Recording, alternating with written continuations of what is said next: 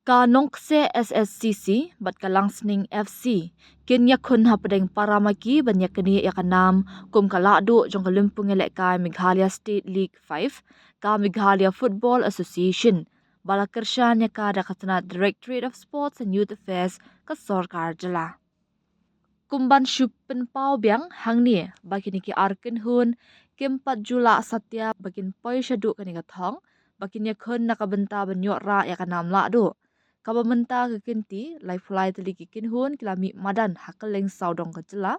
banyak hun ban poi syakathong ban jam syaka final bat ban long kala adu hapo kejela Meghalaya. Shisngi shwa kajing penlong ya ka final kala don kajing pen ipat ba ya ki trofi bala pelait de ki nongkit kam ke MFA bat sakhilang de ki coach bat captain Kalangsning FC bat kanongse SSCC Hamadan ke SSA Stadium ha ke Southrick Jalio. Kadong ke SSCC ke jam syaka final hadien bakalala bakan penlim ya ke rembai sken shenria kat ba Kalangsning FC kalala bakan penlim ya ke Shlong Lajong FC bat kebasak mentahi kalong banyak mi pat lasyai kasngi manuna pering kini banyak hun banra ya kanam kum kalado. Nakalyang ukoch kanong ke SSCC uba Richard Nongneng upen pau bakum ka kinhun kalong kabalapan kre janai bhai la dia banyak hun ya kan ke final bat ba udah buram ru ya ke kinhun baha banyak hun persyak kata ya ka Langsning FC da kabapen pau ba ushan ya teli haka ki player bat kermen banyo banra ya ka jingjam.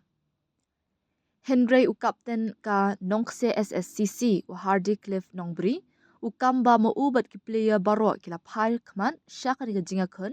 da kamensiam bakin trishitam bat banyak hunting bat ru banyelek kai kat kum gajing tha ka jong ukuch u jongki uba Richard Nongneng. Kat ba ukuch Kalangsning FC uba klan perkat siem le unyo bat shim bakum ka kinhun ka nongse kalong ka team ka batben Henry ka donru ki benta ki bakum ka kinhun ka duna.